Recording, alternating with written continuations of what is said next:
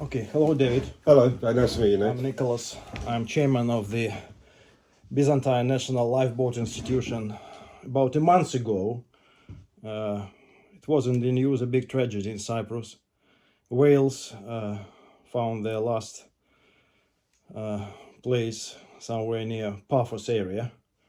And I'm happy that this tragedy will not be neither forgotten nor forgiven. And I would like you to share with our audience what happened, because I was told you was the first-hand witness. And of course, you can tell us about yourself if you think that you're involved in diving and everything like that. So you know marine life, and you was there. So please tell us what was going on. So, a couple of days before we found the whales, there was the big earthquake in Turkey. And we've been given warnings that there may be some tsunami. There was a tsunami warning, but nothing around us. We didn't feel the earthquake in our area. I'm actually based north of Paphos, sort of about 35 miles north, in an area called Lachi and Polis Chrysohou. And been a normal day at work. I'm a diving instructor, so I'm in the water quite a lot doing marine conservation, plastic removals, fishing net removals, that sort of thing. And we were at home. I was at home. We have a good network of local volunteers, and we suddenly got a message come through. There's an animal washed up on the beach. In fact, there were two. One was quite small, which we found out was the baby, and then one was larger. The larger one, the whale was about 7 meters long, something like that. Must have been ton and a half in weight. So we sent out messages via our WhatsApp groups, and loads of local volunteers came down. We had a big JCB unit come down as well, but the staff, all our staff turned up that are working the diving, and then we had doctors and vets that also come down for anything. And unfortunately we found this whale, very big beach whale. It was washed up. It had a nasty sort of gash on its tail, but I'm assuming that's from where it washed up and got rolled up onto the beach.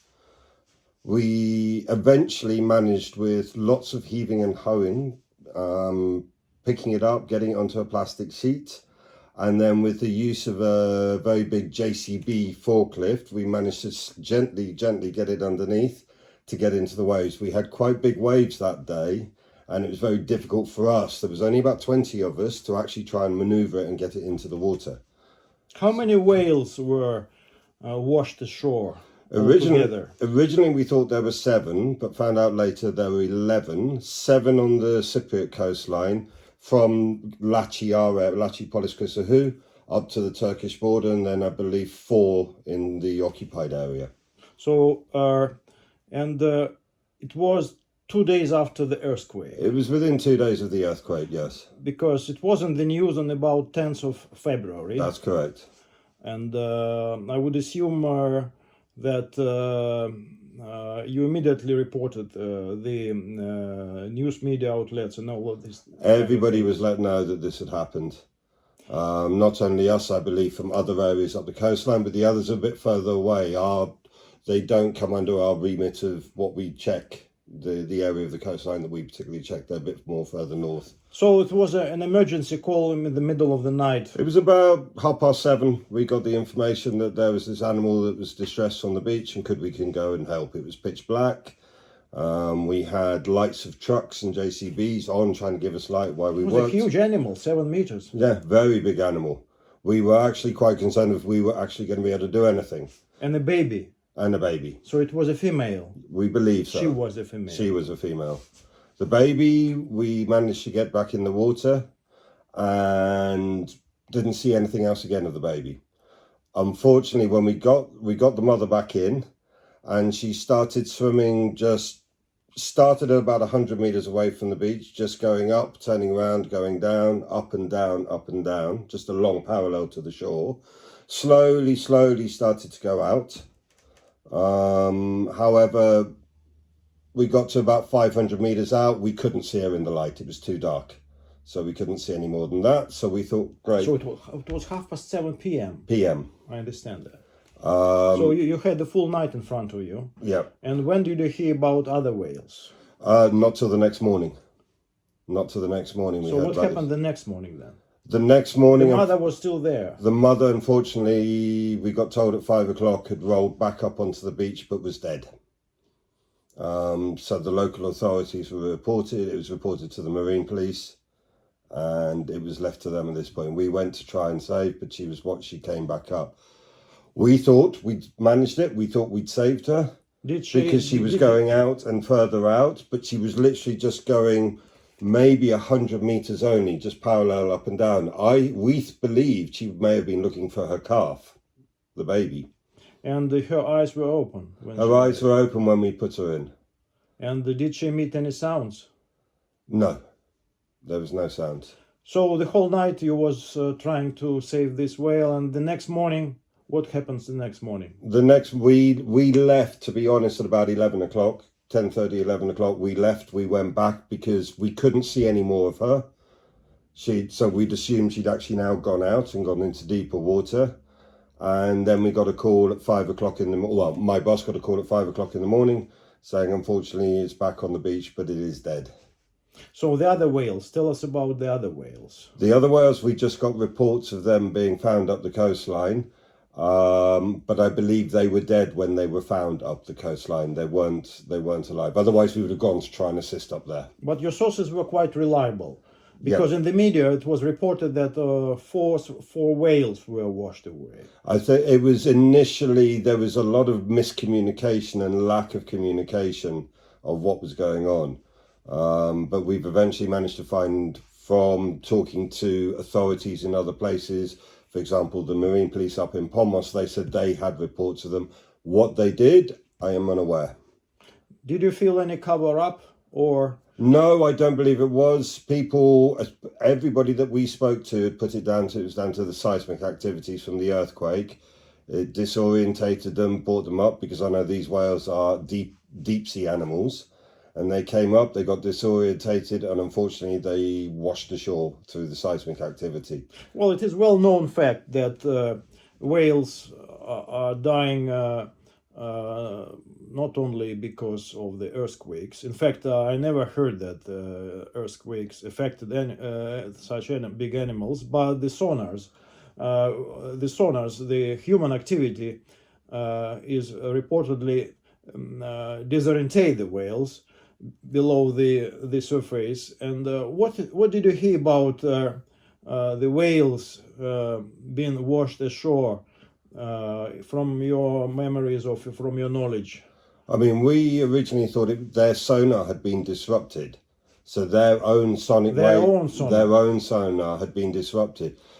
I mean, we do have all the gas exploration around this area. Whether there's anything to do with them doing this exploration, I don't know. Because it came so far after the earthquake, and because it was quite a deep and powerful one, we put it down to a seismic event with the tectonic plates that actually run along our coastline, may have completely disrupted their sonar system.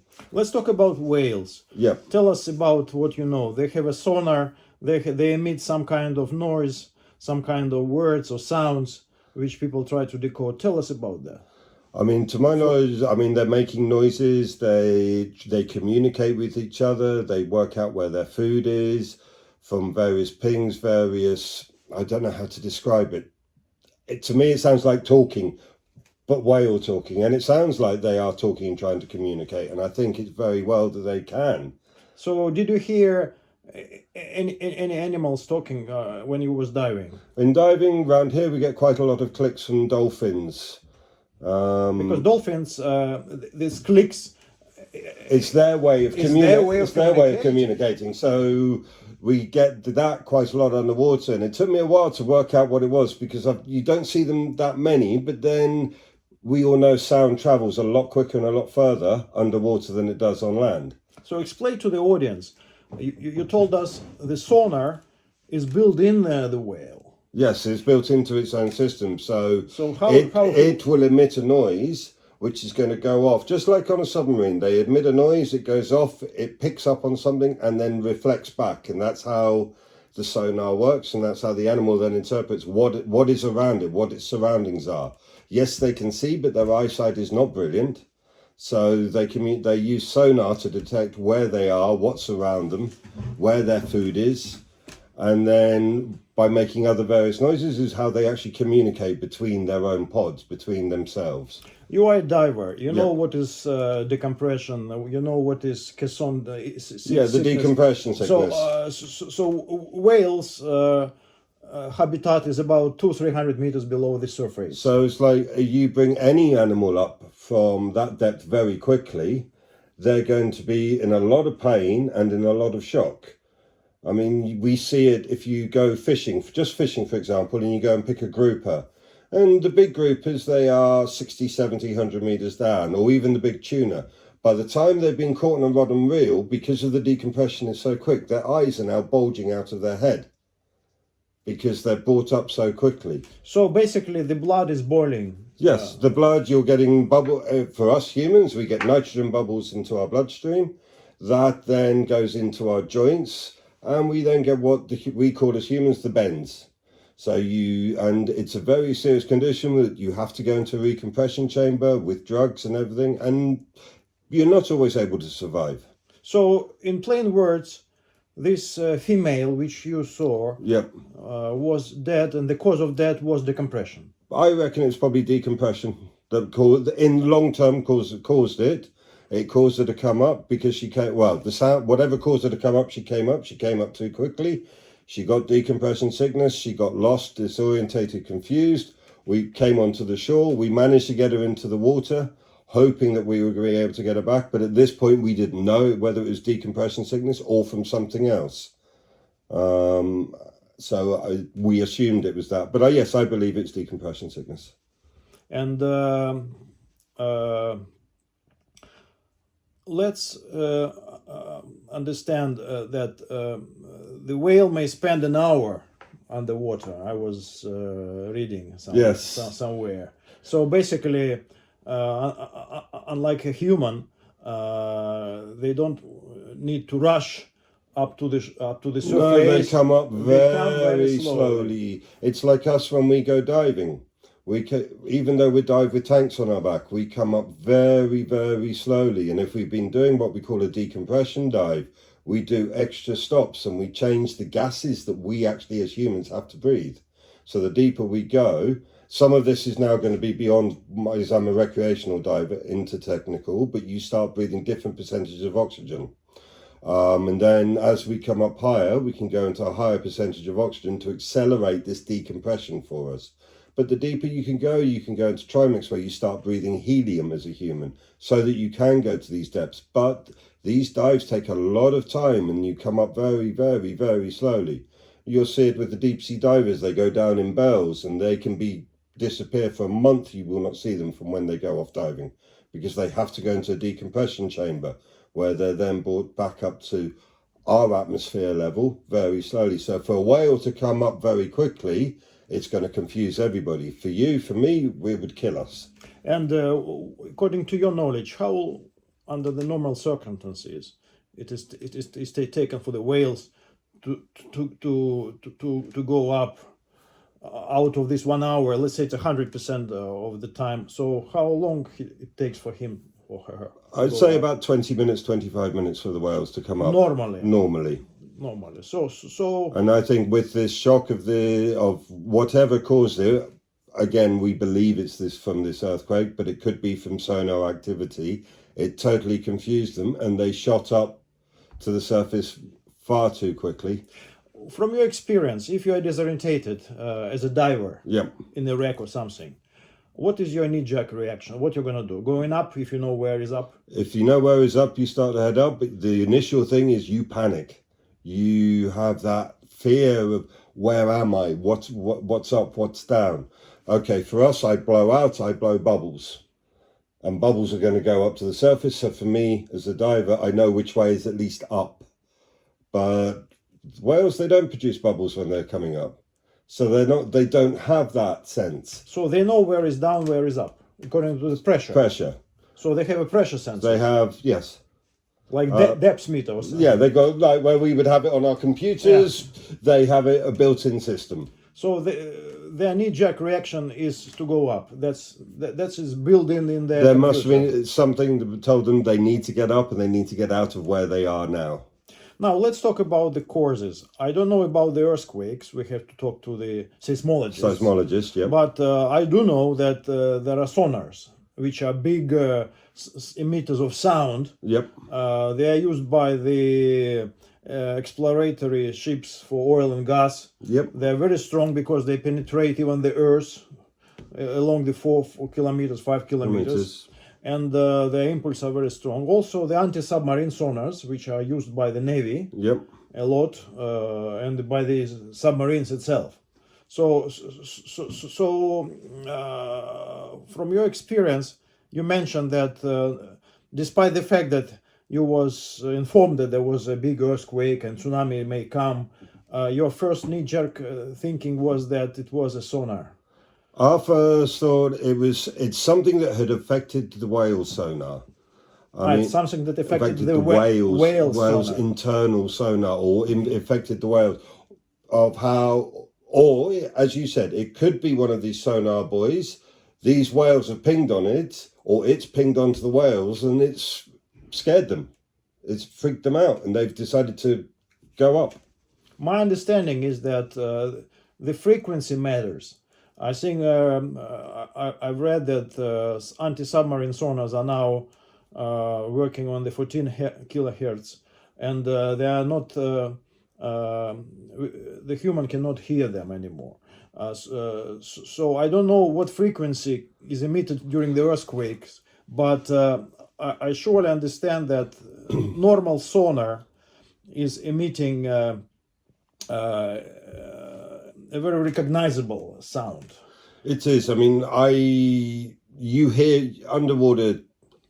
When I was diving in the Caribbean, I have heard the whale, and you can hear their noises when they communicate. The sonar, I don't know, but the noises. The only thing from submarines is when I have spoken with people that, because years ago I wanted to go into the Navy, go into submarines. That was one of my dream jobs. They communicate and they can actually listen and pick up whale sounds, and they actually try and mimic them for reasons to cover themselves from being detected by others. I will. And I was wondering whether, that's always a possibility. I would speak later about our proposal to use human capacity to listen to the whales and to decode to the whales, and maybe to ask them what had happened. What had happened. That's the first account. But let's talk about underwater noise. Yep. I mean, the cargo ships. You've got they emit a tremendous amount of noise. I know this from a long time ago. I lived in Gibraltar, and there was this Russian sub that was trying to go through the straits undetected. And I actually saw it. I'd reported it because my father was in the army. I'd reported that I'd seen this sub, and they go, no, that you must have misseen it. Was you sure it was Russian? Maybe it was. No, I know my colorings and I know them. So at this time, there are many of them. I was very, very sure. And actually, 2 days later, it's very funny. It was going. It dropped down and came underneath this tanker to try and go through the straits. Okay, so you saw it. And then afterwards, it came up and was reported in the Mediterranean, and its conning tower on top had been crushed where it had actually come up underneath. It was an accident. Okay. So they had come up trying to hide going through because of the noise of the screws on these tanker ships, which is what I'm trying to say, is so loud and so powerful, it hid the submarine from being able to be recognized underwater. So if a submarine can hide, I can imagine what noise and how that would affect how the whales react, or how any of the marine life react. Well, I don't know how long you are in Cyprus, but I personally noticed that there are fewer and fewer fish around. Oh, very much so. I've been here 15 years. I've been teaching scuba diving in the Lachi area for the last 8 years, and they get fewer and fewer. Okay, there's some invasive species in, but definitely the marine life is getting less and less and less. Do you link the exploratory drillings? Because we keep hearing in the news that Cyprus is divided into the blocks the maritime zone, and there is one ship here and one ship there, escorted by the military ships and everything like that. Do you think it can be or there is another reason for the marine life disappearing? Could be. I mean, it could be that it's just overfished. And there is no regards into protecting the marine life here. There is one university up in Nicosia. They're starting to get involved with the protection of monk seals in certain areas. Where we are, they've now put a protection zone that they are not allowed to fish there. Unfortunately, it's not monitored. And this is the problem in Cyprus. They come up with all these wonderful ideas. Unfortunately, they're not monitored. The fisheries department do not come down and check. We can call and say we found ghost nets, for example. We'll pick them up, no problem at all. But we report they've got nets in no-go zones, as I call them, because they are protected. The fisheries come down, they talk to all the fishermen, they talk to all of this, but nothing happens. In regards to the big ships and the rigs, I haven't actually seen any in my area. I know they're here in Limassol. I've seen them when I'm diving in Limassol on the 2 small wrecks we have here. And a lot of the fish that we used to have at these wrecks, you see them getting fewer and fewer and fewer. But there's a lot of traffic in the Limassol Bay. So we had a big accident. 11, you say, whales in total disappeared. Terrible. It was a terrible, and this area is not known for many whales. It's first time I've ever seen a whale in Cyprus waters. So maybe the whole population of the whales in the area was killed. Possibly. We never know. My proposal is that we have to alert the public that this is a serious event, and we have to do whatever is possible to find the causes, because it is always easy to blame the god, the earthquake, or whatever. It could have been that. It could have been, as you said, it could have been down to the sonar from the seismic investigation that they're doing while they're looking for oil and gas, the exploration. Could be submarines that are patrolling around, especially with what's happening not too far away from us. That's the point. Are you aware about NAVTEX messages on these days about military exercises in the area? We don't get directly alerted. But they are published, and it can be found. It could be found and could be checked. Yes. So, what do you think about using hydrophones to monitor the area? And as I mentioned before, to involve humans, not artificial intelligence, but people with the extra sensitivity. On any submarine, there is a guy who is listening. Yeah, constantly headphones on, and that's all he can hear. I'm sure he is not an ordinary guy. He has some good hearing. Yes. Maybe he is a musician. I know about one blind man who is super sensitive. He has extra ability of listening. Okay, he has difficulty with mobility because he was born blind and everything. I don't know how he will survive the harsh marine environment. But my idea, and I will try to make it happen, is to let him listen to the whales. Let him recognize what they're saying, and let him try to see the patterns, decoding things. And maybe it is the way forward. What do you think about involvement of this type of I think that would be good. activity? As I said before, I mean, with the submarines, the guys on there listening, and then they try and mimic whale sounds. Okay, some of them have been advertised in movies and it's been made to make quite comical, but they do actually do this.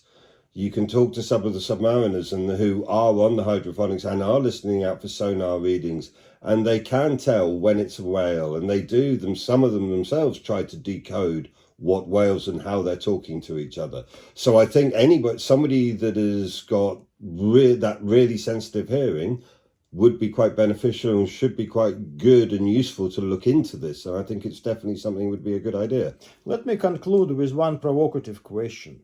So if the cause of the death of the whales is a human activity, and we are actually causing the death of the very intelligent species. Yep. I'm talking about whales. The response from the nature will not wait to come. I mean, the nature will react if we're going to kill all the species under the ocean. So the nature will not let us survive as a species as well. We won't be able to. Some say even the life will be miserable for us. We won't be able to survive without having the marine life. It is 100% vital to us. It's vital to the whole of the planet. And I believe that very few politicians understand that getting gas from 5,000 meters is absolutely fantastic. But if you kill all around this tiny island just for profit, you may not be here on the island no matter gas or not. What do you think about it? That's an interesting one, but yeah, no, I do agree. I think it's a very difficult one because we all know we need to change. I still don't understand how come Cyprus, with all this sunshine, all this lovely wind, and we rely so much on gas and oil. Yet we have all these natural resources that we can tap into. Wave development, wave power, solar power. Why do we need to keep relying on gas and oil? Okay, everybody at the minute's cars, that is due to change, where I think in the next 10 years or so, start looking to everybody having electric cars. Solar power, wind power, wave power. Why we're doing all this gas and oil is just lining certain people's pockets and making people... You was traveling around the world, Gibraltar, maybe Caribbean islands. This issue with whales. I mentioned that one of our director, Anna, is living on Canary Islands, and there is an issue there. There are dead whales washed ashore there on a regular basis because it's a habitat of the whales, the Atlantic. So what is your... to conclude, what is your experience from other places? Did you hear about the stories of the whales being washed ashore? When I lived in Chile, okay, we're late 90s now, we did have a pod get washed up ashore then. And that was, again, it was that borderline of, was it seismic or was it actual activity for marine life? Because there was a lot of investigating going on around there. There was a lot of naval, submarine. The UK were in the process of showing the Chilean market the submarines and trying to sell. So there was a lot of that. But at the same point in time, we did also have, again, a very large earthquake. But looking back now, I think, yes, ships, submarines, and all these explorations that man is doing is causing a lot of issues. So thank you very much for your contribution. Nick, my absolute pleasure. You was a witness on a crime scene, I would say, as a lawyer. And your testimony, not a testimony, your statement is well heard. And we will do our best to find who killed the whales. I'd love to be there. And if you need any more help, just give me a shout. Very nice to meet you.